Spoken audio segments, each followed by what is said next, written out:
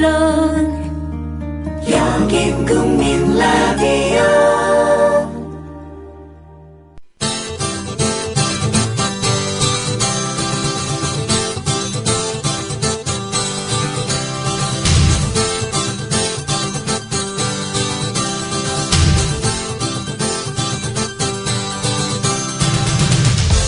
투박하지만 정직하다. 비평을 비평하는 남자 서영석. 그가 바라본 세상. 사설과 칼럼을 통해 오늘을 짚어본다. 서영석의 라디오 비평. 안녕하십니까, 서영석입니다. 프란치스코 교황의 4박 5일 방문은 우리 사회에 아주 잔잔한 감동을 주고 있습니다. 프란치스코 교황의 그 낮은 곳에 임하는 자세, 소통, 진심, 이 모든 것은 우리 사회의 이른바 지도층이 갖고 있지 못하는 그런 모습이기 때문인지도 모릅니다. 저는 저뿐만이 아니라 모든 국민들이 교황의 방문으로 인해서 정말 커다란 위로를 받았을 것이라고 믿습니다. 그런 점에서 교황 방문을 성사시킨 천주교계 그리고 천주교 신자 여러분들께도 진심으로 감사의 뜻을 드립니다. 8월 15일 아니 16일이었죠. 토요일날 광화문에서 10억씩 집진하는 광경 생중계를 보면서 천주교 신자가 아닌데도 뭔가 가슴에 울컥하는 그런 감동이 있었습니다. 그리고 그 10억씩 집전하러 가시는 교황께서 차를 멈추고 단식 중인 김용호 씨를 만나서 손을 붙잡고 소통하는 그런 모습들 아마 많은 감동을 느꼈을 겁니다. 사실 교황 방문은 박근혜 정권이 자기들이 성사시켰다고 설레발을 쳤지만은 자기들이 성사시키지 않았던 그야말로 만약 성사시켰다면 박근혜 정권이 자기 자신에게 가장 큰 셀프 빅뉴스를 날린 것이나 다름없습니다. 어떤 가톨릭 언론계 지도자는 이런 얘기를 했다고 그러더라고요. 교황 초청이야말로 박근혜 정권의 패착이 될 것이다라고요. 왜 패착이 되겠습니까? 교황께서 보이시는 그런 모습들에서 박근혜 정권의 불통과 그리고 낮은 곳은 그냥 높은 곳에 어떻게든 어떤 수를 써서라도 올라가려고 하는 그런 정권들의 모습을 국민들에게 역설적으로 비치기 때문에 그런 것 아니겠습니까? 더욱이 김용호 씨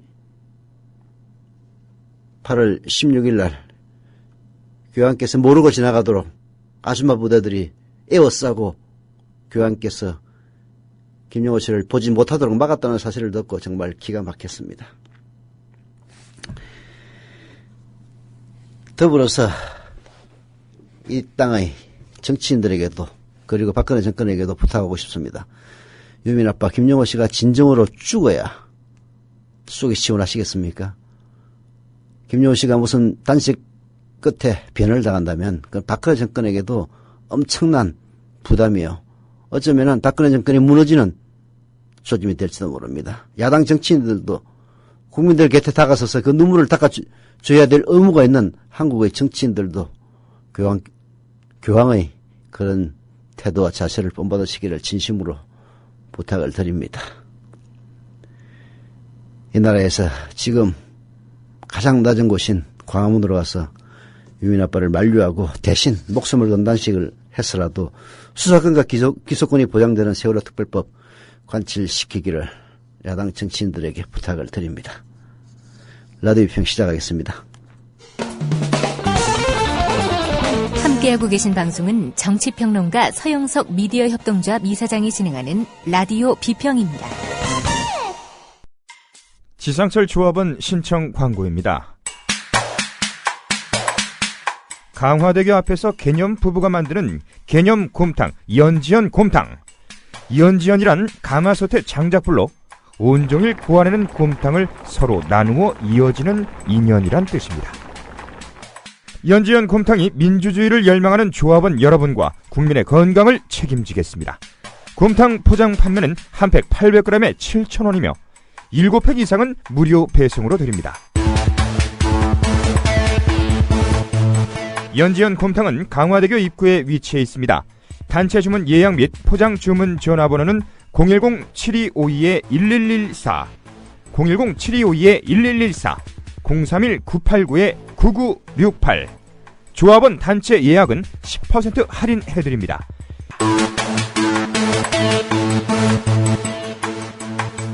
포장 판매 금액의 10%는 국민TV 후원금으로 쓰입니다. 전 지상파 TV 전혀 안 보니까 잘 모르는데 휴일 우연히 YTN을 봤습니다. 참 진짜 YTN 맛이 완전히 같더라고요. 참. 아니 교황 방문 오늘 떠나시니까 어제 일요일 같은 경우에는 사흘째입니다. 아주 큰 뉴스죠. 더욱이 교황께서 직접 세월호 유족들에게 직접 세례를 내렸습니다. 교황께서 대한민국의 천주교인에게 직접 세례를 내린 것은 아마 25년 만에 처음일 겁니다. 굉장히 큰 뉴스죠. 근데 아주 뒤에 짤막하게 단신으로 처리하고 교황 방문과 전혀 관계없는 교황이 뭘 좋아하고 뭐 어쩌고 저쩌고 뭐 가톨릭이 어떻고 이딴 이야기만 잔뜩 뒤에 늘어놓는 그런 걸 보고 드디어 교황 방문이 박근혜 정권에게는 셀프 빅엿이 됐다는 사실을 니들 알아차렸구나. 그래서 그렇게 하는구나 하는 그런 생각이 들었습니다. 그러니 언론이 나라 망치고 있다는 얘기 나오죠. 기레기란 말 그냥 나오는 건 아닙니다. 오늘 저녁 뉴스K 보십시오. 진짜 언론이 뭔지 여러분들은 보시게 될 겁니다. 지상파가 아니어서 수백만 수천만 국민들에게 못 가는 게 정말 한되고 안타까울 따름입니다. 남경필 지사의 아들내미가 군대에서 후임병을 쭉 패고 뭘 만지고 성추행 의혹까지 있다는 그런 보도가 있더라고요. 아이들 군대 보내면 맞을 수도 있고 때릴 수도 있는 겁니다. 그러나 전 이 뉴스를 보면서 정말 기가 막혔던 것은요. 그 남경필 지사가 중앙일보에 아이를 군대에 보낸 심정 어쩌고 저쩌고 하면서 맞진 않을까 염려가 된다 이 지랄을 했다는 게 정말 코미디였습니다. 그리고 나서 나온 기사가 맞은 게 아니라 때렸다는 거죠. 게다가 15일 날 중앙일보에 자기의 칼럼이 게재되기 이전에 아들이 때렸다는 통보를 받았다는 것 아닙니까? 그러고도 그런 글을 신문에 실리도록 방치해 놓은 남경필의 그 뻔뻔스럽고 후한무참 정말 기가 막힐 지경입니다. 그런데 중요한 것은요. 남경필이 그렇게 후한무치한 인간이라는 게 아니라 애들이 맞든 좁혀든 무관심한 무감각한 이 세태가 문제입니다. 중앙대 동문과에 김누리 교수가 한겨레신문에 방관사회라는 제목으로 칼럼을 기고했는데요. 우리 자신에게 던지는 경고입니다. 윤일병 폭행치사 사건에서 이 병장의 잔혹하고 엽기적인 폭력 행위보다 더 충격적인 것은 동료 병사들이 보인 태도였다. 그들은 극단적인 폭력이 자행되는 곁에서 보고만 있었다. 말리거나 저지하지 않고 방조하거나 동조했다. 무엇이 이 평범한 젊은이들이 시민적 용기는 차치하더라도 최소한의 전우애조차 발휘하지 못하게 했을까? 정말로 궁금한 대목입니다. 그러나 이 궁금한 대목이 비단 그 젊은이들에게만 해당되지 않는다는 게 문제입니다. 이들이 윤일병에게 보인 방관의 태도는 세월호 선원들이 승객에게 보인 태도와 다르지 않다. 수백 명의 목숨이 경각에 달린 절체절명의 순간에 이준석 선장과 선원들은 유유히 배를 빠져나왔다. 맞아 죽어가는 동료를 외면한 병사들이나 수장돼가는 승객을 두고 도망친 선원들이나 모두 인간의 생사가 좌우되는 결정적인 순간에 싸늘한 방관자의 태도를 취했던 것이다. 그렇습니다. 지금 김용호 씨가 단식 37일째를 맞이해서 정말 이대로 며칠 더 단식을 계속했다가는 죽을지도 모릅니다. 정말로 우리 사회의 갈등과 그리고 충돌이 있을 때 그것을 해결해야 될 정치인들이 싸늘한 방관자의 태도를 취하고 있다는 것, 이게 그 젊은이들의 방관적 자세나 세월호 선장이나 그 선원들의 방관적 자세나 다를 게 전혀 없습니다. 이런 사건들이 보여주는 것은 특정한 개인의 일탈이나 무책임이 아닙니다. 이병장의 잔혹성이나 이 선장의 비열함이 문제의 본질이 아닙니다. 진짜 문제는 이 사회가 구조적으로 그런 폭력성과 비열성에 기대어서 돌아간다는 그런 사실이고, 무엇보다도 우리 사회의 구성원들이 타인의 고통에 대한 공감의 감수성을 잃어버린 채 방관자가 되어버렸다는 사실입니다. 윤일병 사건과 세월호 사건의 사회적 여파가 이리도 큰 것은 그것이 우리 사회에 감추어진 본성을 드러내 주었기 때문일 것이다. 많은 시민이 격분하는 이유도 스스로 이 사건의 책임에서 자유롭지 못하다고 무의식적으로 느끼기 때문일지도 모른다. 병사들이 윤일병에게, 선원들이 승객에게 보였던 동일한 태도를 우리도 일상에서 매일매일 우리가 속한 공동체에 대해 보이고 있지 않은가. 병사들과 선원들이 보인 방관의 태도는 우리가 우리 사회에 대해 보이는 태도와 크게 다르지 않다. 그것은 우리 사회에서 예외가 아니라 보편이다. 이런 의미에서 이 사건들은 단순한 윤리적 차원을 넘어 고도의 정치적 의미를 갖는다. 그것은 우리 헌법 제1조가 규정하는 민주공화국이 얼마나 허약한 토대 위에 서 있는지를 서늘하게 보여준다. 방관자들로는 민주공화국을 존속시킬 수 없기 때문이다. 이런 방관의 태도, 내 먹기 살기 힘든데 무엇 남까지 걱정할 겨를이 있느냐라는 방관의 태도 때문에 그 이웃들이 아니라 바로 자기 자신이 무너진다는 사실 깨닫지 못하고 있습니다. 투표율이 낮은 것도 결국은 그런 방관의 자세가 우리 사회를 어느새 뒤덮고 있기 때문인지도 모릅니다. 민주공화국은 알다시피 시민의 참여에 의해서 유지되는 국가체제입니다. 시민의 참여가 전제된다는 이야기입니다. 루소의 사회개혁론에 따르면 공화국이란 개인들의 인격이 모두 결합된 공적인 인격이고, 시민이라는 것은 공화국의 주권에 참여하는 개인입니다. 즉 주권에 참여하는 시민이 없으면 공화국도 없는 겁니다. 방관자들의 집단은 공화국이 될 수 없다는 이야기입니다. 방관하는 순간 그 공화국은 독재로 귀결되고 맙니다. 한국 사회는 방관 사회입니다. 지금 시민들이 참여하지 않고 방관만 합니다. 방관은 군대 내무반이나 세월호 선상에서만 일어나는 일이 아닙니다. 그건 우리의 일상입니다. 사회 구석구석에 만연한 것은 바로 나만 빼고 나와는 상관이 없다, 이런 사고방식입니다. 공적 정의를 위해 참여하는 시민은 극소수입니다. 대학의 학생이든 기업의 노조든 시민단체든 공적 이해를 위한 기구에 참여하는 시민의 수가 우리처럼 적은 사회에 없습니다. 특히 정치의 경우 시민들의 방관은 극단적입니다. 모두가 정치에 관심을 보이지만 아무도 정치에 참여하지 않습니다. 정치 평론가는 넘쳐나지만 정치 활동가는 보이지 않습니다. 소수의 진보정당을 제외하면 한국 정당의 본성은 당원이 없는 정당입니다. 특히 새정치민주연합, 시민들의 참여를 배제하기 위해서 당원을 개정했고, 그렇게 해서 선출된 대표가 바로 김한길이었습니다. 그 김한길이 보인 행태가 어땠습니까? 모두 곁에서 훈수만 둘 뿐 참여하지 않는 사회, 정치 해물을 좀 더 세련된 정치적 취향인 양 조장하는 방관사회, 그런 사회에서 민주공화국의 이념은 실현될 수가 없습니다.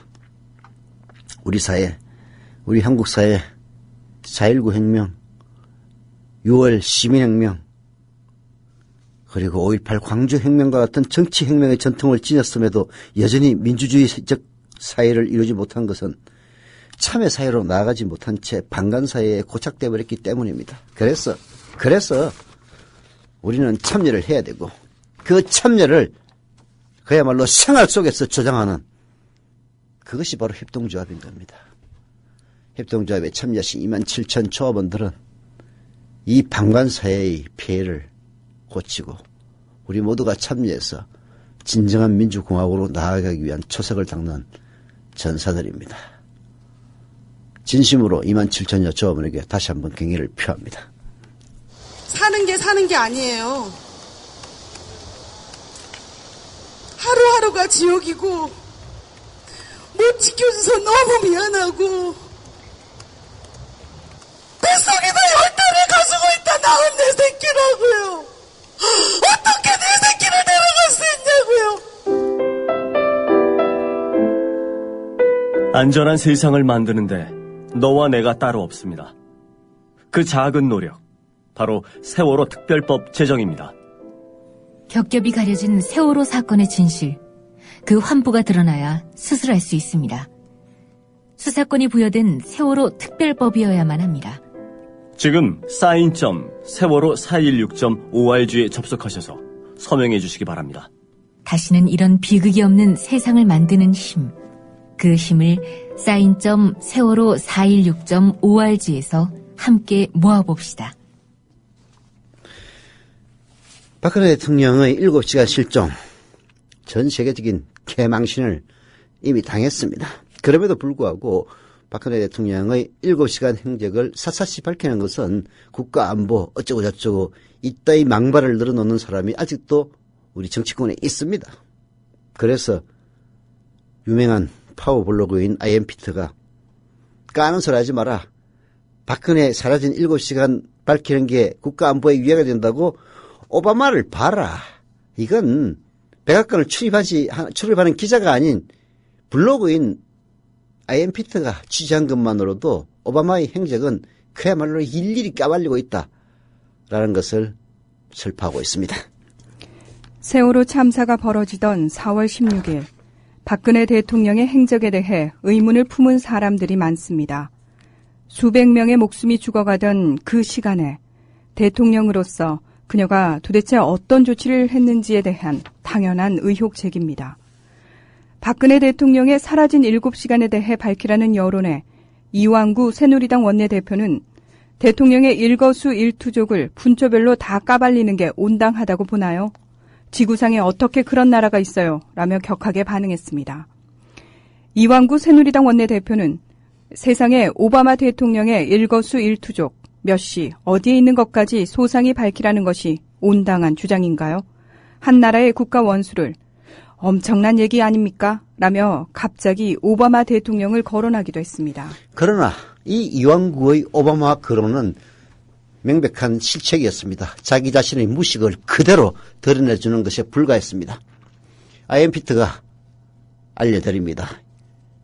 2014년 4월 16일 바로 세월호가 침몰하던 그날 오바마 미국 대통령이 그날 무엇을 했는지 보여주는 일정표 백악관 홈페이지 들어가면요. 지금도 있습니다.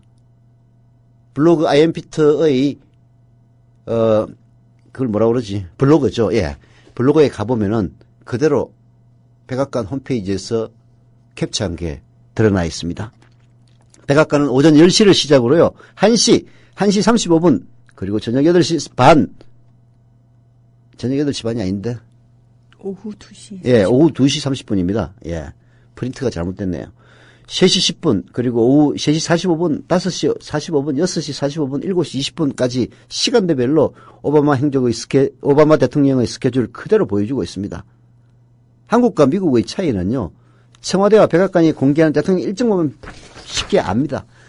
우리나라 청와대 홈페이지에 들어가면요, 박근혜 대통령의 일정이 제대로 나와 있지를 않아요. 그러니까 밝히라고 그러는 거고, 그러니까 대통령 비서실장이라는 자가 난 잘 모릅니다. 이런 식으로 이 얘기를 하는 겁니다. 세월호 참사가 벌어지던 4월 16일 대통령 일정. 그 주에 4월 16일 그 주의 일정을 보면요. 박근혜 대통령은 4월 14일 오전 특성화고 현장 방문, 4월 15일 국무회의, 4월 16일 중앙재난안전대책본부 방문, 4월 17일 세월호 사고 현장 방문, 4월 19일 4.19 혁명기념 4.19 묘지 참배 이런 식으로 딱 하나씩 일정만 공개되어 있습니다. 거기에 반해서 백악관은 4월 14일 월요일부터 4월 18일 금요일까지 오바마 대통령이 누구와 미팅을 하고 누구와 회의를 하고 어떤 행사에 참석했는지 그 일정을 시간대별로 정확하게 공개하고 있습니다. 아니 국가안보가 문제가 된다면 물론 뭐 대한민국이 미국보다 못한 나라는 아닙니다만은, 아니 미국은 그러면 나라가 허접해가지고 대통령 일정을 그렇게 시시콜콜하게 공개를 한단 말입니까? 대통령은, 지금 미국은 안보의식이 전혀 없는 나라입니까? 이왕구 무식해도 정도가 있는 겁니다. 하루에 달랑 한 개의 일정을 공개한 청와대와 시간대별로 주요 일정을 모두 공개한 백악관. 왜 국민들이 박근혜 대통령의 사라진 7시간에 자꾸 매달리는지 그 차이를 보여주고 있습니다. 한국과 비교하면 미국은 대통령의 일정을 홈페이지 자체만으로 알 수 있도록 공개하고 있습니다. 여기서 중요한 점은 정확히 어디서 무엇을 하고 있는지 그 장소와 동선까지 모두 공개한다는 점입니다. 7월 29일 오바마 미국 대통령의 일정을 보면 장소와 동선이 구체적으로 나옵니다. 북쪽 출입구 팜룸에서 출발한 오바마 대통령은 몇 시에 앤드류 공항을 출발하고 몇 시에 캔사스에 도착하는지 나와 있습니다. 국가안보라는 이유로 대통령의 동선을 절대 알려줄 수 없다는 한국과 다르게 미국은 대통령이 언제 백악관을 출발하고 언제 도착하는지 낱낱이 공개하고 있는 것입니다. 한국 대통령이 미국 대통령보다 더 중요하고 위험한 인물이라서 그럴까요? 미국 백악관은 언론에 공개할 수 없는 행사나 미팅이라도 그 일정을 공개하고 비공개라고 표기해 놓습니다.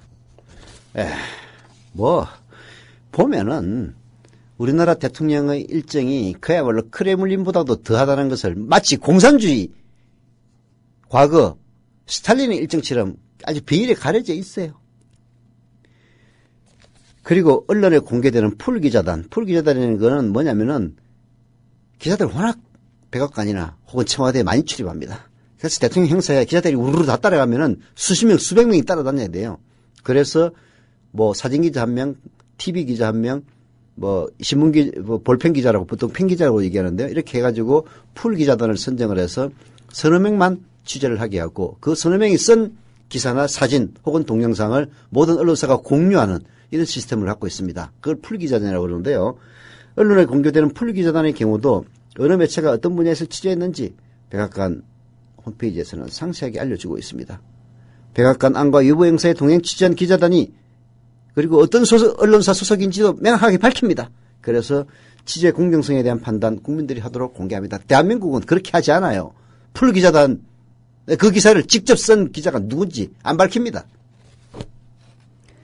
미국 대통령이 자신의 일정을 낱낱이 공개하다 보니 부작용도 있습니다. 백악관은 오바마 대통령이 휴가 기간에 세계은행 김용 총재와 골프를 친 일정을 공개했습니다. 문제는 당시 미국 상황이 그렇게 좋지 않았다는 점입니다. 미주리주 흑인 사망 소요 사태가 거세지고 있는 시점에서 아무리 휴가라도 골프를 친 사실에 대해 미국 국민과 언론은 곱지 않은 시선으로 그를 비난하기도 했습니다. 대통령의 일정을 공개하는 것은 국민의 알 권리를 충족시켜주는 동시에 대통령이 자신의 직무를 정확히 수행하고 있는지를 국민이 판단할 수 있는 근거가 됩니다. 이런 면에서 한국 대통령은 아예 국민의 알 권리와 판단의 근거를 사전에 차단해버리고 있습니다. 그렇습니다. 그게 문제입니다.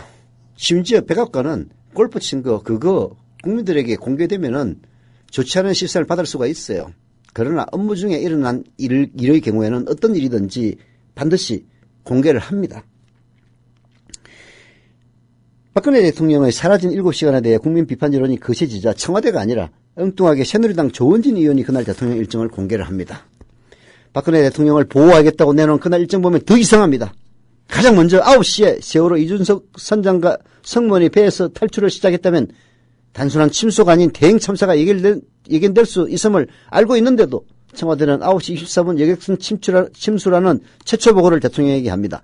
9시에 선장하고 선원들이 튀기 시작했다면 이거 큰일 났다. 그러면 진짜 알아봐야 될 것 아닙니까? 그런데 무려 24분이 지난 다음에서야 여객선에 물이 들어오고 있다. 침수다. 이런 보고를 제일 처음으로 한다는 것 자체가 골 때리는 거죠. 한마디로. 오전 11시 19분 SBS는 학생 전원 구조가 오보라는 사실을 보도합니다. 그런데도 청와대는 오후 1시 13분에 총 370명이 구조됐다는 보도를 합니다. 아니, 보고는 차치하고라도 텔레비도 제대로 안 보나 봐요. 텔레비 제대로 보면은 우리 국정원처럼요, 김정일이가 죽었다는 사실도 압니다. 예, 텔레비 보면은. 텔레비도 안 맞나 봐요. 무려 2시간 이상 지난 오후 1시 13분에 370명이 구조됐다는 보고를 합니다. 2시 50분에 안보실은 유선 보고를 하는데 대행 참사가 이미 확실시 되는 상황인데도 단순히 유선으로 보고했다는 사실 자체도 이상합니다. 오후 3시 30분 비서실의 서면 보고가 있었던 후 약 2시간 후에 박근혜 대통령은 중앙재난안전대책본부를 방문하여 생존자를 빨리 구출하라 이런 지시를 내립니다. 오전 10시 30분부터 오후 5시 15분까지 박근혜 대통령이 세월호 참사를 수습하는 과정에서 내린 지시는 전혀 없었습니다. 그래서 바로 박근혜 대통령에 대한 행적이 의문스럽다. 도대체 뭐 했느냐? 심지어는 뭐 어디 호텔에 갔다는 그런 루머까지 나도는 겁니다. 아시겠습니까? 최소한 청와대 벙커에서 사고 현장을 모니터링하고 있었다면 괜찮겠지만 오로지 유선으로 보고받다가 생뚱맞게 구명조끼를 학생들이 입었다고 하는데 그렇게 발견하기가 힘듭니까? 라는 질문만 던집니다. 동아일보와 신동아는 김기춘 비서실장과의 인터뷰를 통해 박근혜 대통령의 사라진 7시간 의혹 제기가 너무 답답하다는 김 실장의 입장을 보도했습니다. 핵심은 그날 청와대와 대통령은 왜 대형 참사 소식을 늦게 알았고 학생 전원 구조가 오보라는 사실이 밝혀졌는데도 그것을 알아차리지 못하면서 아무런 대책이 없었냐는 점입니다. 4월 16일 305명이 죽은 상황에서 대통령이 보여준 지시와 행동은 도저히 대통령답지 않은 모습이었습니다. 모든 권력이 집중된 대통령 중심제 국가에서 무려 7시간 동안 대통령이 사고 내용을 파악하지 못하고 강력한 구조 지시 등을 내리지 못했다는 사실은 바로 지금 국민이 대통령의 사라진 7시간에 대해서 알고 싶어 하는지 그 이유가 되는 겁니다. 세월호 참사 당일 대통령이 왜 잘못된 보고를 받았는지, 대행 참사가 예견된 상황에서 왜 직접 사고 정보를 파악하지 않고 제대로 된 지시를 내리지 않았는지 반드시 수사권과 기소권이 보장된 세월호 특별법으로 규명해야만 합니다. 아시겠습니까? 세월호 특별법 진상조사위원회에 수사권과 기소권을 부여하는 것이 행사사법 체계를 흔든다는 새누리당의 주장은 전혀 근거가 없다는 사실 대한민국의 법학자들과 대한변호사협회에서 이미 보정하고 있습니다. 전혀 근거가 없습니다. 위원회에 수사권과 기소권 줘도 됩니다. 새누리당이 반대하는 것은 대통령의 7시간 행적이 들통날까 봐서 그런 것 아닙니까? 솔직히 얘기하세요. 시청자 여러분 안녕하십니까? 미디어 협동조합 국민TV가 만우절인 4월 1일 오늘 거짓말처럼 30명도 채 안 되는 취재 제작 인력으로 거짓말처럼 매일 1시간짜리 생방송 뉴스를 만드는 TV방송을 시작합니다. 서울중앙지방검찰청에 중계카메라 나가 있습니다. 박보아 PD. 국민TV 뉴스 유지연입니다. 국민TV 뉴스 김희주입니다. 국민TV 뉴스 김진입니다. 국민TV의 첫 TV 프로그램은 밤 9시 당신의 진실한 메신저 뉴스K가 있습니다. 뉴스K, 국민이 세운 미디어 협동조합이 만듭니다. 저녁 9시 뉴스K가 있습니다. 뉴스K 시청하시고, 그리고 진정한 참여민주주의를 실현하고 우리 사회가 방간사회로 전락하는 것을 막기 위해서 조합원으로 가입해 주시기를 부탁을 드립니다. 국민TV 조합원 되는 방법 간단하기 짝이 없습니다. 5만원 일자 이상의 출자금을 납입하고 그리고 매달 11,000원 이상의 조합비를 납부하시면 됩니다. 조합비는 한 달 뒤에 납부하시면 되니까 일단 5만원 출자하고 가입하시기만 하면 됩니다. 가입하시려면은 kukmin.tv 국민.tv 홈페이지 접속하시면 메인 위쪽에 조합원 가입 신청이라는 게 나옵니다. 그거 클릭만 하면은 바로 원스톱으로 됩니다. kukmin.tv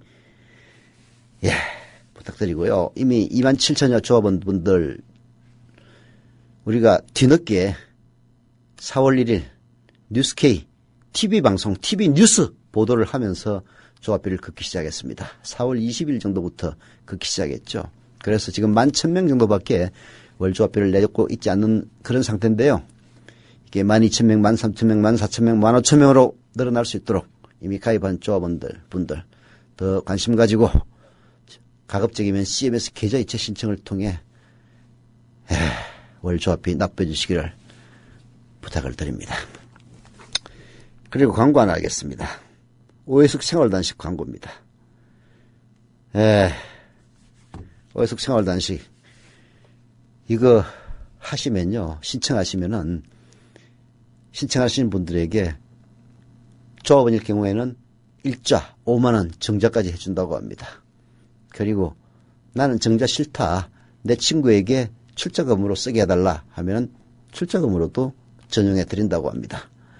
생활단식, 생활하면서도 단식한다는 이야기인데요. 해보면 좋습니다. 살을 빼는 데도 효과가 있고요. 날씬하신 분들은 건강, 체질 개선하는 데도 효과가 있습니다. 전화번호 오해숙 생활단식 010-2013-8575입니다. 하도 많이 떠들어도 이제 왜입니다. 010-2013-8575 관심 가져주시기를 부탁합니다. 이상 광고였고요. 경제에 관한 칼럼 하나 소개해드립니다. 최경환 경제부총리 위험한 경제정책 지금도 쓰고 있습니다. 한겨레신문 안선희 경제부 정책금융팀장이 최경환 장관에게 한 번도 가보지 않은 길을 간다 이렇게 셀레바를 치고 있는데요. 쉬운 길로 가. 어려운 길 찾다가 나라 망치지 말고 충고하고 있습니다. 최경환 경제부총리 겸 기획재정부 장관이 지난달 16일 취임한 뒤로 한 달이 지났다. 그 사이 하반기 경제정책 방향, 세법 개정안, 서비스업 규제 완화 등 굵직한 정책이 연이어 발표되면서 새 경제팀 정책 구상이 드러났다. 제1목표는 내수 활성화다. 이를 위해 최 부총리는 지도에 없는 길을 가겠다고 말했다. 그렇게 볼 수도 있겠다. 전방위적 경기 부양책이라는 포장 아래 전례 없는 종합선물 세트 같은 정책 구상이기 때문이다. 먼저 부동산 대출 규제를 공격적으로 풀어서 집부자들, 그리고 은퇴 세대들, 그리고 빚을 내 집을 산 1주택자들에게 안도감을 줬습니다. 이게 사실은 이번 지방선거에서 아마도 중산층 이상이 새누리당을 선택한 이유일 수도 있습니다. 박근혜 정권이 국정원의 댓글 공작에 의해서 당선된 대통령이든 세월호 참사의 주범이든 이게 바로 방관 세대의 그야말로 생 얼굴입니다. 내 집, 내 빚 파국을 1차로도 막아줄 수만 있다면 찍어주겠다는. 또한 적극적인 배당 정책과 금리 인하로 주식시장 분위기도 좋아졌습니다. 과감한 규제 완화를 계속할 것이라며 기업들 안심시켰습니다. 중산층과 서민들에게는 가계소득 증대라는 깜짝 카드 내놓았습니다. 쌓여있는 기업들의 돈을 가계로 흘러가게 하고 비정규직 문제도 해결하겠다고 호언장담했습니다.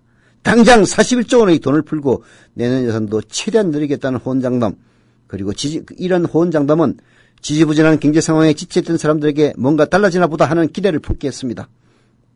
보수적인 공급 중시 경제학에서부터 전통적인 케인즈주의, 진보적인 포스트 케인주의의 소득 주도 성장론 일부까지 망라한, 다 이것저것 뭉뚱그려 좋게 말하면 유연하고 나쁘게 말하면 잡탕 같은 그런 정책을 내놓은 겁니다. 그렇게 해서 표는 끌어갔죠. 자, 이제 잔치는 끝났으니까 세물 해볼 차례가 오는 거죠.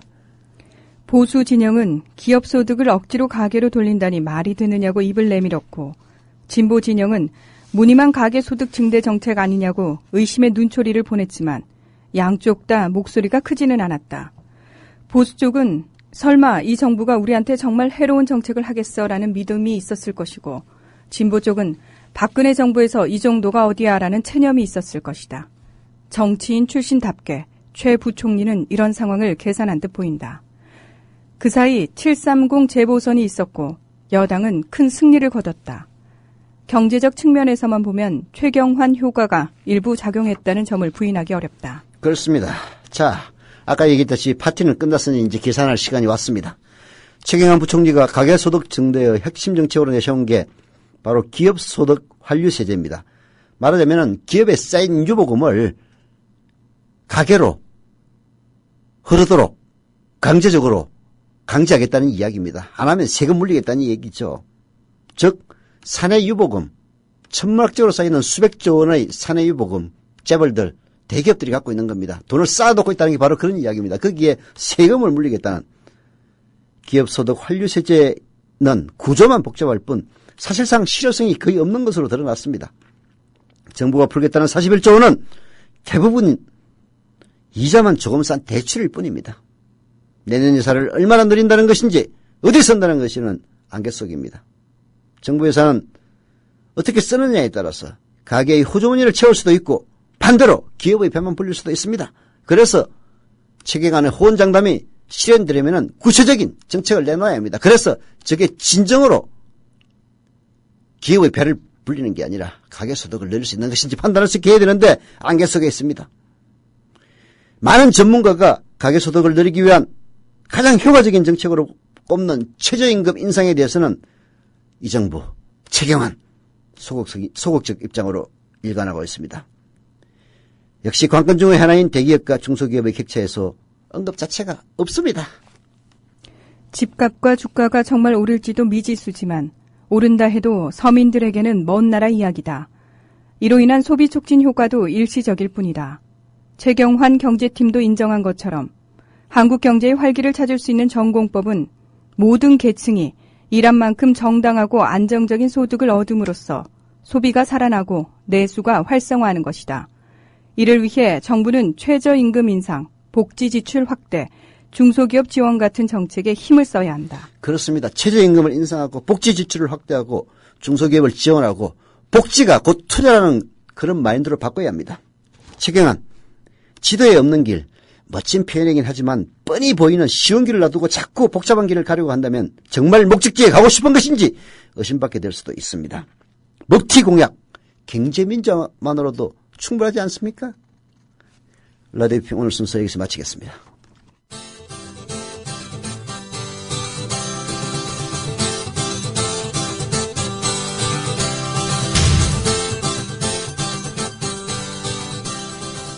야